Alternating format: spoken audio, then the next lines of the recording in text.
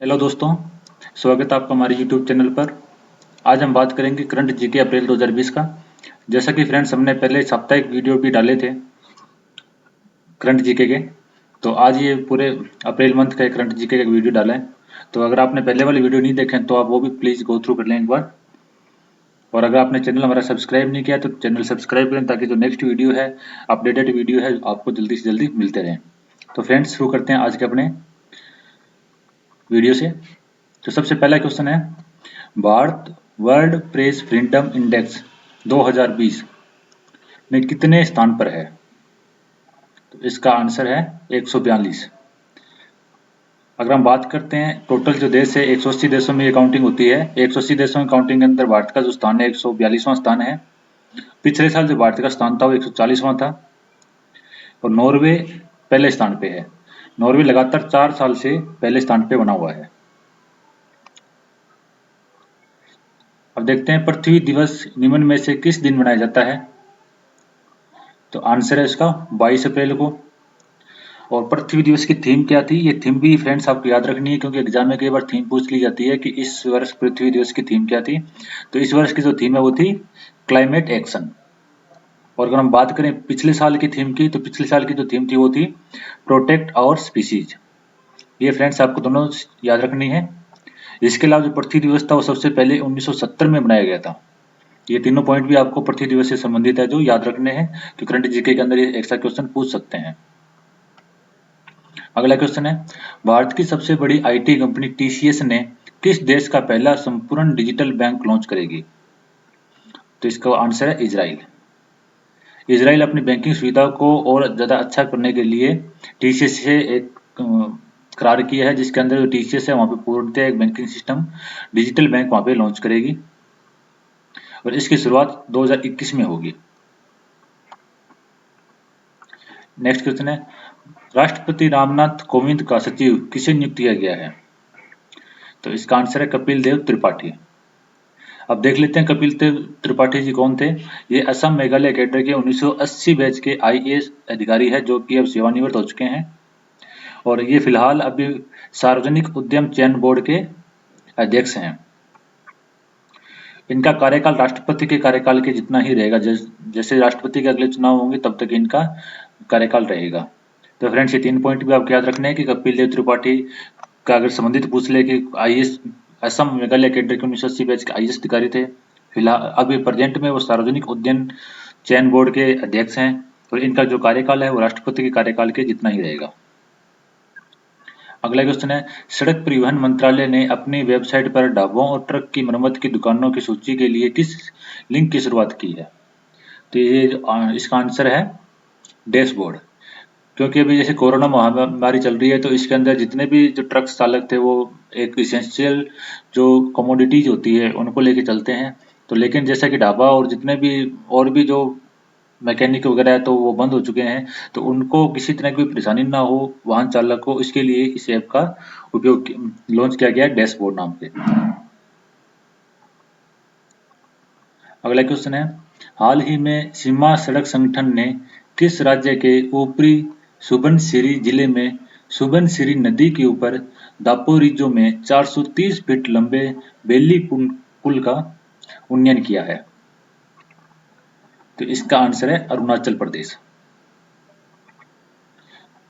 यह पुल लगभग 451 गांवों को एक दूसरे से जोड़ेगा। यह पुल सुबनसिरी नदी पर बने 2 पुलों में से एक है जो अरुणाचल प्रदेश को के दापोरिजो क्षेत्र को शेष राज्य से जोड़ता है। तो फ्रेंड्स आपको ये याद रखना है कि कौन सी नदी पे बना हुआ है, सुबनसिरी नदी पे बना हुआ है। विश्व पुस्तक और कॉपीराइट दिवस निम्न में से किस दिन मनाया जाता है? तो इसका आंसर है 23 अप्रैल को।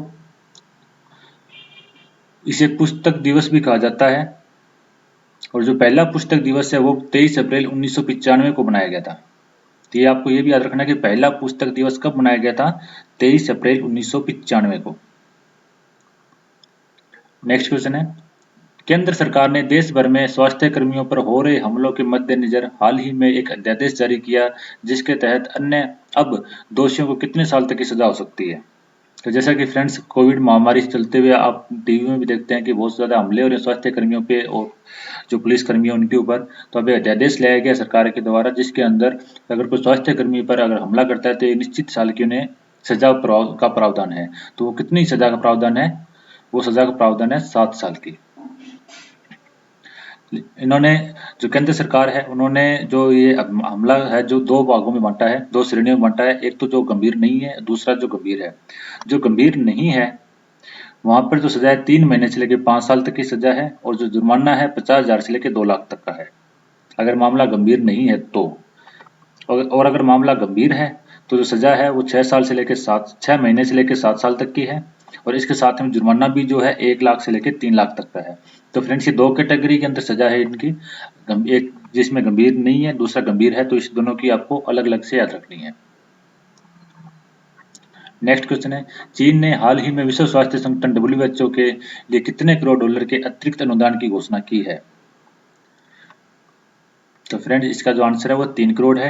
ये इसलिए दिए क्योंकि अमेरिका ने WHO का भुगतान रोक दिया था, ये कहते हुए कि अमेरिका ने चीन को क्षय दी है और कोविड-19 पे कोई प्रभावी कदम नहीं उठाए हैं। तो अमेरिका ने जो अनुदान राशि रोकी थी उसके एवज में चीन ने WHO को 3 करोड़ डॉलर की एक अनुदान राशि दी है।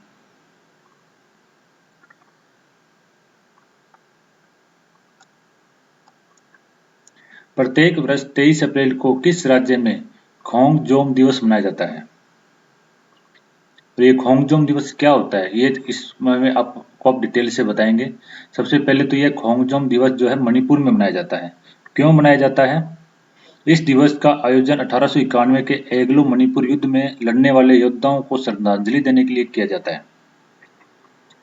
ये जो एंग्लो मणिपुर युद्ध था वो ब्रिटिश और मणिपुर साम्राज्य के मध्य एक युद्ध था, और इस युद्ध के अंदर ब्रिटिश साम्राज्य की जीत हुई थी और मणिपुर पे ब्रिटिश का अधिकार हो गया था।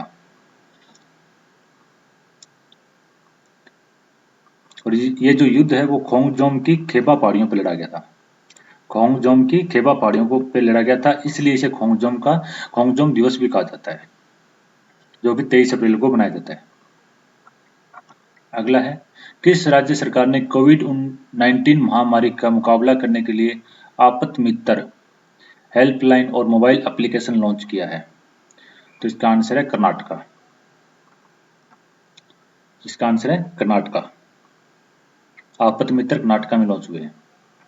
अगला है, किस राज्य सरकार ने खांसी जुकाम और बुखार के लिए ओवर द काउंटर दवाएं खरीदने वाले लोगों पर नजर रखने के लिए mobile app Covid pharma launch किया है? ये आपको याद रखना है, कोविड फार्मा। ये कौन से स्टेट ने लॉन्च किया है? आंध्र प्रदेश ने किया है।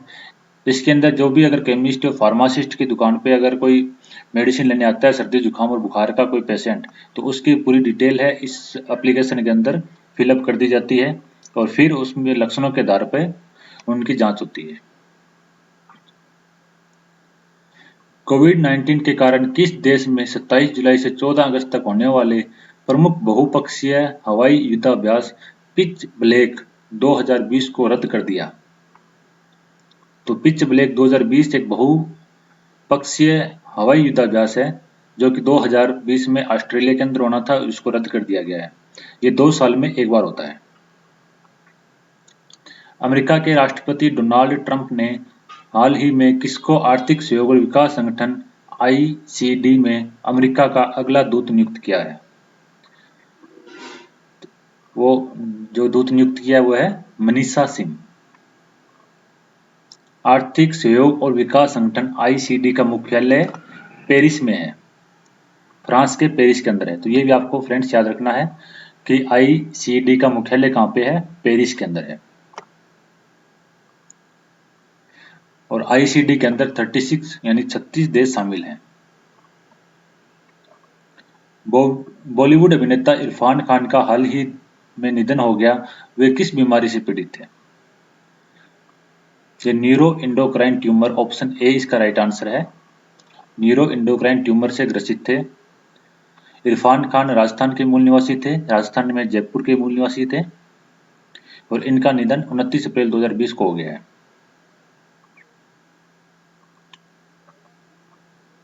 अगला क्वेश्चन है, कोविड-19 रोगियों के उपचार के लिए प्लाज्मा थेरेपी शुरू करने वाला भारत का पहला सरकारी अस्पताल कौन सा है? ऑप्शन है AIIMS Delhi, Sawai Mansingh hospital Jaipur, king George medical university Lucknow और पीजीआई चंडीगढ़। तो इसका जो राइट आंसर है वो है king George medical university Lucknow. Lucknow के किंग जॉर्ज मेडिकल हॉस्पिटल में कनाडा की एक महिला के द्वारा प्लाज्मा दिया गया था और वो दूसरे एक पेशेंट को ट्रांसफर किया गया है।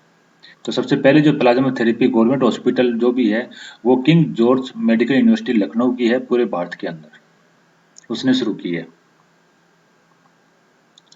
अगला क्वेश्चन है, कोरोना वायरस के मरीजों को ट्रेस करने के लिए संपर्क ऐप किसने बनाया है? डीआरडीओ, वायुसेना, टीसीएस और रेलवेज। तो संपर्क ऐप है वो बनाया है डीआरडीओ ने। और संपर्क ऐप की फुल फॉर्म क्या है? Smart automated management of patient and risk for कोविड-19। ये फुल फॉर्म भी आपको फ्रेंड्स याद करनी है। तो फ्रेंड्स आज के लिए बस इतना ही। अगली वीडियो के लिए आप हमारा चैनल सब्सक्राइब करें। साप्ताहिक वीडियो जो करंट जीके के वहाँ पे अपलोड कर दिए जाएंगे। तो आज के लिए बस इतना ही। धन्यवाद।